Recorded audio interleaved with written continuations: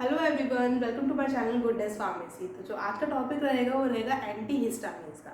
इसके last video lecture में मैं डिस्कस किया था ऑटोकॉइड्स एंड हिस्टामिन के बारे में।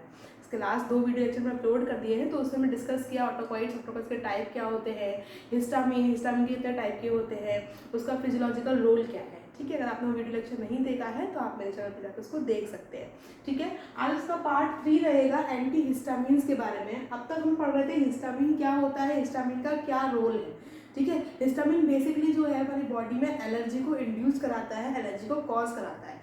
लेकिन ये जो फिनोमेना होता है वो नेचुरली होता है। ठीक है, कुछ टाइम के बाद हिस्टामिन अपने आप ही कंट्रोल हो जाता है और उस एलर्जी को अपने आप ही ठीक कर देता है। लेकिन जब इसका लेवल जो है हमारी बॉडी में बढ़ जाए, एक लिमिट से ज़्यादा हो जाए, उसका लेवल जो है बढ़ जाए, तब उसके लिए हम एंटी हिस्टामिन देते हैं जो हिस्टामिन के रिलीज को इनहिबिट करे, या हिस्टामिन का रिलीज ना होने दे, या फिर हिस्टामिन का एक्शन ना होने दे। ठीक है, तो यही है आज का टॉपिक एंटी हिस्टामिन। तो एंटी हिस्टामिन वो ड्रग्स होती हैं जो हिस्टामिन के एक्शन को एंटागोनाइज करती हैं।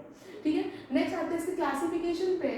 अगर उसका क्लासिफिकेशन देखेंगे तो इसको बेसिकली मैंने बताया भी है कि लास्ट लेक्चर में कि हिस्टामिन के रिसेप्टर की अगर हम बात करें तो हिस्टामिन के यहाँ पे 3 टाइप के रिसेप्टर होते हैं।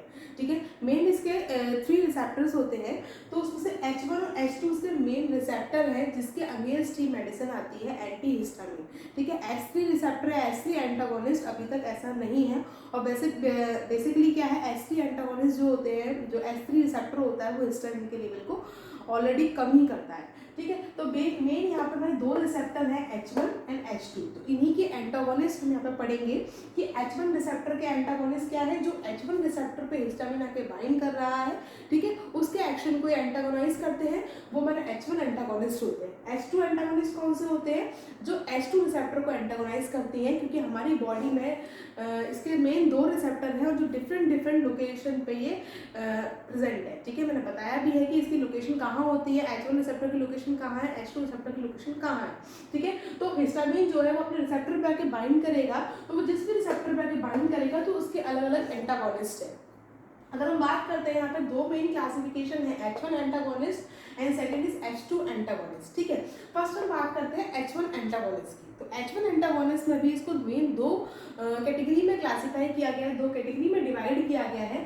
First generation anti histamines and second is second generation anti histamines. ठीक है, फर्स्ट जनरेशन एंटी हिस्टामिन की अगर हम बात करें तो इसमें भी हमें 3 कैटेगरी में डिवाइड किया गया है, and highly sedative, moderate and mild. जिसका एक्शन बहुत ज़्यादा है। हाईली सेडेटिव मतलब जो सिडेशन को कॉज करता है, जिनको लेने के बाद में हमें सुस्ती आती है, नींद आती है, वो होता है सिडेशन। तो जो ड्रग्स हमें सिडेशन कॉज करती है हाईली, ठीक है, तो वो है हमारे highly sedative drugs anti histamines. इसके एग्जांपल है डाइफेनहाइड्रामीन एंड प्रोमेथायाजीन।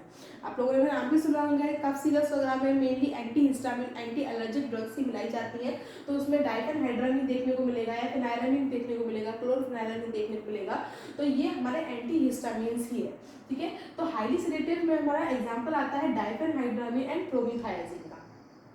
सेकेंड हम बात करते हैं मॉडरेट सेडेटिव एंटी हिस्टामिन्स। ठीक है, जो हमारा मीडियम ही सेडेशन कॉज करते हैं। इसमें एग्जांपल आता है हमारा फिनाइलामीन एंड सिप्रोहेप्टाडीन का। थर्ड आता है हमारा माइल्ड सेडेटिव, जो होते हैं वो होता है हमारा क्लोरफेनाइलामीन। तो ये हमारी फर्स्ट जनरेशन की ड्रग्स हैं। ठीक है, तो इसमें हमारी ये ड्रग्स आती है डाइफेनहाइड्रामीन, फिनाइलामीन, क्लोरफेनाइलामीन, ये मेजरली यूज की जाने वाली ड्रग्स है। ठीक है, अगर हम बात करें सेकंड जनरेशन एंटी हिस्टामिन्स की, तो इसमें हमारे जो आते हैं सिट्राजिन, मोस्ट कॉमनली यूज होती है सिट्राजिन हमारी, आप लोगों ने नाम भी सुना होगा। ठीक है, सिट्राजिन जो होती है वो एंटी एलर्जिक ड्रग है। लीवोसिट्राजिन उसका अदर वो है एनालॉग है, लीवोसिट्राजिन, फेक्सोफेनाडिडीन एंड लोराटिडिन। तो ये हमारी ड्रग है, वो क्या है, सेकंड जनरेशन एंटी हिस्टामिन्स है। ठीक है, ये सारी ही ड्रग जो है वो H1 रिसेप्टर को ही एंटागोनाइज करती हैं। जो हिस्टामिन वाले H1 रिसेप्टर, जहाँ जहाँ पे H1 रिसेप्टर प्रेजेंट है वहीं के एक्शन को ये एंटागोनाइज करेगी। तो ये हमारा काम रहता है H1 एंटागोनिस्ट का। ठीक है, हम सेकंड बात करते हैं H2 एंटागोनिस्ट। H2 एंटागोनिस्ट मतलब H2 रिसेप्टर पे जो भी हिस्टामिन जाके बाइंड करेगा वहाँ के एक्शन को एंटागोनाइज करेगी। जैसा कि बेसिकली मैंने बताया भी कि H2 रिसेप्टर मेनली हमारे किस में प्रेजेंट होते हैं, स्टमक के पेराइटल सेल पे, जो हमारे HCl के सिक्रीशन को बढ़ाते हैं। अगर हमारा हिस्टामिन एक्टिव हो जाए, H2 रिसेप्टर आके बाइंड कर जाए, तो वहाँ पे HCl के सिक्रीशन को ये बढ़ाते हैं। लेकिन यहाँ पर जो हमारा रेनिट्रिडिन है, सैमिटिडिन, फैमोटिडिन, ये क्या करेगी, या HCl के सिक्रीशन को इनहिबिट करेगी, क्योंकि ये क्या कर रही है, हमारे एक्शन को एंटागोनाइज कर रही है H2 रिसेप्टर के। तो मेजरली यूज ड्रग होती है रैनक्रिडिन, आपको नाम भी सुना होगा रैनक्रिडिन जो ड्रग है, ठीक है। तो ये एंटा एसिड की तरह भी काम करती है जो एसिडिटी को रिड्यूस करती है। तो इसका बेसिकली अगर हम देखें तो ये H2 एंटागोनिस्ट का कैटेगरी में आती है जो H2 रिसेप्टर को ये ब्लॉक कर देती है, ठीक है। तो ये हमारे 3 ड्रग हो गई, सेमेट्रिडिन, फैमोट्रिडिन, रैनक्रिडिन, ठीक है। तो it is all about the classification of anti histamines कि एंटी हिस्टामिन को बेसिकली हमारे 2 कैटेगरी में डिवाइड किया गया है, ठीक है।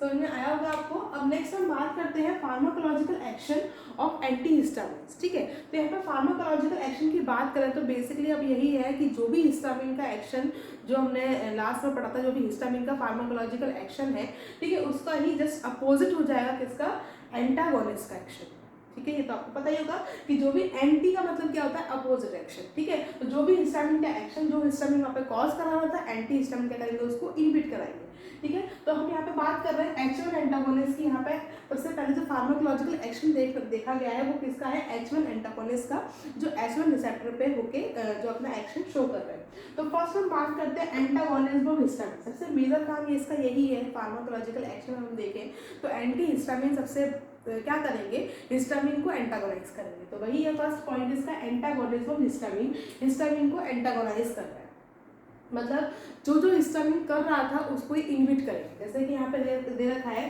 कि जो भी हिस्टामिन इंड्यूस, जो भी है हिस्टामिन क्या इंड्यूस करता है, ब्रोंको कॉन्स्ट्रिक्शन, ठीक है। हिस्टामिन करता था ब्रोंको कॉन्स्ट्रिक्शन, हमारी ब्रोंकी को कॉन्स्ट्रिक्ट कर देता था, लेकिन एंटी हिस्टामिन क्या करेंगे, हमारे ब्रोंको डायलेशन करेंगे। ट्रिपल रिस्पॉन्स, ठीक है, ट्रिपल रिस्पॉन्स शो हो रहा था। ट्रिपल रिस्पॉन्स मतलब क्या होता है कि redness, wheal, flare, last video lecture में डिस्कस भी किया था। हिस्टामिन क्या करता है, इन्फ्लेमेशन को इंड्यूस कराता है, ठीक है, इन्फेक्शन को बढ़ाता है, तो उसको ये क्या करेंगे, इनहिबिट करेंगे, ठीक है। थर्ड आता है हमारा contraction of smooth muscles and intestinal muscle. जितने भी हमारे इंटेस्टाइनल मसल्स है, स्मूथ मसल हैं, उसमें कॉन्ट्रैक्शन करता है कौन, हिस्टामिन, लेकिन एंटी हिस्टामिन क्या करेंगे, इसको डायलेट करेंगे, इसको इनहिबिट करेंगे। तो ये इतने भी ये काम हो रहा था यहाँ पे हिस्टामिन, तो वही लिखा है block the action of histamine induce. जो भी हिस्टामिन से इंड्यूस जो एक्शन है उसको ये ब्लॉक कर रहे हैं कौन, एंटी हिस्टामिन, ठीक है। तो ये फर्स्ट हमारा पॉइंट हो जाता है। सेकंड आता है हमारा anti allergic action. Anti allergic मतलब एलर्जी को इनहिबिट कर रहा है, ठीक है। तो एंटी हिस्टामिन क्या करेंगे, एलर्जी को इनहिबिट करेंगे। अब बेसिकली क्या होता है, जनरली क्या होंगे, ये हाइपर सेंसिटिव रिएक्शन, जितनी भी हमारी बॉडी में इन्फ्लेमेटरी रिएक्शन चल रही है, ठीक है, हाइपर सेंसिटिव रिएक्शन चल रही है, उसको ये इनहिबिट करेंगे। जैसे अर्टिकेरिया, इचिंग वगैरह होती है, स्किन रैशेस वगैरह, अर्टिकेरिया इज स्किन रैशेस, ठीक है, इचिंग हो रही है स्किन पे, जितनी भी एलर्जी कंडीशन होती है, इचिंग, ठीक है। तो ये हाइपर सेंसिटिव रिएक्शन जितनी भी हो रही है उसको क्या करती है, इनहिबिट करती है एंटी हिस्टामिन्स, ठीक है। थर्ड पॉइंट पे आते हैं एंटी कोलिनर्जिक एक्शन। तो हिस्टामिन का एंटी कोलिनर्जिक एक्शन भी होता है। अगर हम कोलिनर्जिक की बात करें, आपने कोलिनर्जिक सिस्टम पढ़ा होगा, तो कोलिनर्जिक सिस्टम में क्या होता है, हमारा एसिटाइलकोलिन, एक न्यूरोट्रांसमीटर होता है एसिटाइलकोलिन, वो रिस्पॉन्सिबल होता है कोलिनर्जिक सिस्टम में जितने भी उसमें एक्शन आते हैं, ठीक है। तो यहाँ पे क्या करता है, एंटी हिस्टामिन क्या कर रहे हैं, एंटी कोलिनर्जिक एक्शन शो कर रहे हैं, मतलब ये एसिटाइलकोलिन के एक्शन को ब्लॉक कर रहे हैं, एंटागोनाइज कर रहे हैं। और इस टॉपिक को हम डिटेल में एंटी कोलिनर्जिक वाले चैप्टर में स्टडी करेंगे। बेसिकली अभी यहाँ पे देख लीजिए, एंटी कोलिनर्जिक एक्शन का मतलब क्या होता है कि ये एंटी हिस्टामिन्स क्या करते हैं, एसिटाइलकोलिन के एक्शन को ब्लॉक कर देते हैं, मतलब एसिटाइलकोलिन जो भी एक्शन वहाँ पे शो कर रहा है उसको, वो काम को वो रोक देंगे, वो नहीं होने देंगे, ठीक है। तो ये एंटागोनाइज करते हैं एसिटाइलकोलिन को, ठीक है। तो इसका एंटी कोलिनर्जिक एक्शन भी होता है। फोर्थ हम बात करते हैं लोकल एनेस्थेटिक। ये एंटी हिस्टामिन जो होते हैं एज अ लोकल एनेस्थेटिक की तरह भी काम करता है, ठीक है। क्योंकि यहाँ पे अगर हम नेक्स्ट पॉइंट पढ़ेंगे सीएनएस पे, क्योंकि सिडेशन कॉज करता है, डिप्रेशन कॉज करता है, तो अल्टीमेटली हमारी मसल्स को वहाँ पे डायलेट करके वो सिडेशन वहाँ पे करता है, इसलिए यहाँ पे लोकल एनेस्थेटिक की तरह भी इसको काम किया जाता है, यूज़ किया जाता है। लेकिन यहाँ पे एक ड्रॉबैक टाइप का रहता है कि ऑन एससी इंजेक्शन, अगर इसको हम सबक्यूटेनियस इंजेक्शन से लें तो यहाँ पे उस रीजन में, एरिया में इरिटेशन भी कॉज करता है। बेसिकली हिस्टामिन को as a local anaesthetic use नहीं किया जाता है, लेकिन रेयरली केस में अगर हम हिस्टामिन को यूज़ कर रहे हैं, स्किन पे ऐसे इंजेक्शन लगा रहे हैं, तो इरिटेशन भी कॉज कर सकता है, ठीक है। तो इसका एक लोकल एनेस्थेटिक एक्शन भी रहता है, क्योंकि सिडेशन कॉज करता है तो इसका एनेस्थेटिक एक्शन भी रहेगा। फिफ्थ पॉइंट की हम बात करते हैं बीपी, ब्लड प्रेशर पे इसका एक्शन क्या रहता है, this it will cause a fall in BP, ठीक है। इससे ये बीपी को फॉल कर देता है ऑन आईवी इंजेक्शन। अगर इसको इंट्रावेनसली देंगे तो हमारे बीपी को फॉल कर देगा, क्यों पड़ता है? क्योंकि उस एरिया की स्मूथ मसल्स को एकदम से रिलैक्स कर देगा, ठीक है। जब स्मूथ मसल को रिलैक्स कर देगा तो वहाँ पर जो बीपी है वो ऑलरेडी अपने आप डाउन हो जाएगा, ठीक है। तो ये बीपी को फॉल करता है। लास्ट पॉइंट की हम बात करें तो सीएनएस पे सेंट्रल नर्वस सिस्टम की हम बात करें तो हमने लास्ट लेक्चर में स्टडी भी किया था कि सीएनएस पर अगर हिस्टामिन का एक्शन देखें तो उस पर कोई एक्शन नहीं होता है, क्योंकि हिस्टामिन हमारे ब्लड ब्रेन बैरियर को क्रॉस नहीं कर पाता है। लेकिन एंटी हिस्टामिन ड्रग्स जो होती हैं वो हमारे ब्लड ब्रेन बैरियर को क्रॉस कर जाती हैं और सीएनएस पे डिप्रेशन कॉज करती हैं। इसी वजह से इन ड्रग्स के थ्रू हमें सेडेशन भी कॉज होता है।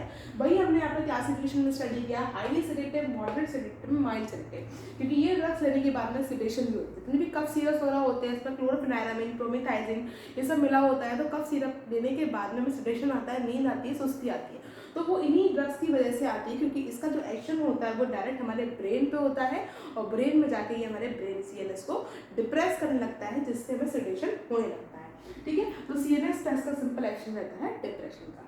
Is it clear? तो ये जो हमारे फार्माकोलॉजिकल एक्शन थे वो H1 एंटागोनिस्ट के थे।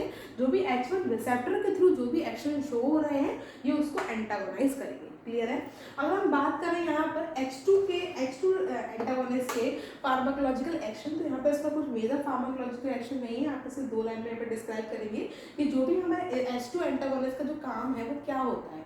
बेसिकली मैंने बताया भी कि H2 एंटागोनिस्ट जो होते हैं, H2 रिसेप्टर जो होते हैं, हमारे स्टमक की पैराइटल लाइनिंग पे प्रेजेंट होते हैं, जो कि HCl को सिक्रीट करने का काम करते हैं, ठीक है। लेकिन H2 एंटागोनिस्ट क्या करेंगे? H2 रिसेप्टर को ब्लॉक कर देंगे, जिससे HCl का सिक्रीशन जो है वो रिड्यूस हो जाए, कम हो जाए। तो यही इसका काम है। They are mainly use in peptic ulcer. ये पैप्टिक अल्सर स्टमक में जो अल्सर होते हैं उसके लिए यूज किया जाता है। गैस्ट्रोइसोफेजल रिफ्लक्स, GERD जिसे बोलते हैं शॉर्ट फॉर्म में, ठीक है। जितनी भी गैस्ट्रिक से रिलेटेड जितनी भी प्रॉब्लम्स होती हैं, ठीक है, गैस्ट्रिक प्रॉब्लम्स है, स्टमक से रिलेटेड जितनी प्रॉब्लम हो रही है, डाइजेशन में प्रॉब्लम हो रही है, एसिड प्रॉपर रिलीज नहीं हो रहा है, एसिड ज़्यादा अमाउंट पर रिलीज हो रहा है, ठीक है, तो उन सबको लेकर जो एंटा एसिड जैसे हम बोल सकते हैं, तो वो एंटा एसिड जो वर्क करते हैं वो इस फिनोमेना पर वर्क करते हैं कि वो H2 रिसेप्टर को ये ब्लॉक कर देते हैं, H2 एंटागोनिस्ट का काम करते हैं, ठीक है। तो बेसिकली H2 रिसेप्टर का हमारा यही काम होता है कि मेनली H2 रिसेप्टर जो होते हैं हमारे स्टमक में प्रेजेंट होते हैं, तो वहीं पे ये इसका एक्शन को इनहिबिट करते हैं, ठीक है। तो ये आपका क्लियर हो गया होगा एंटी हिस्टामिनिक्स क्या होते हैं, उसका क्लासिफिकेशन क्या है, ठीक है, उसका फार्माकोलॉजिकल एक्शन H1 एंटागोनिस्ट और H2 एंटागोनिस्ट का, ठीक है। बेसिकली एग्जाम में आपका एंटी हिस्टामिनिक्स का क्लासिफिकेशन ही पूछा जाता है और उसके फार्माकोलॉजिकल एक्शन ही पूछे जाते हैं, ठीक है। इसके नेक्स्ट वीडियो लेक्चर में हम डिस्कस करेंगे इसका लास्ट टॉपिक जो कि रहता है हमारा physiological role of histamine. Histamine का क्या यूज़ है, एंटी हिस्टामिन, ठीक है। एंटी हिस्टामिन का क्या यूज़ है हमारी बॉडी में, या फिर एंटी हिस्टामिन कैसे यूज़ की जाती है, ठीक है। तो इसका जो लास्ट टॉपिक है वही इसके यूज़ हो जाते हैं, वो नेक्स्ट वीडियो लेक्चर में डिस्कस करेंगे। तब तक के लिए थैंक यू। इसके लिए नोट्स के लिए आप इसका स्क्रीनशॉट भी ले सकते हैं और अपने नोट्स प्रिपेयर कर सकते हैं।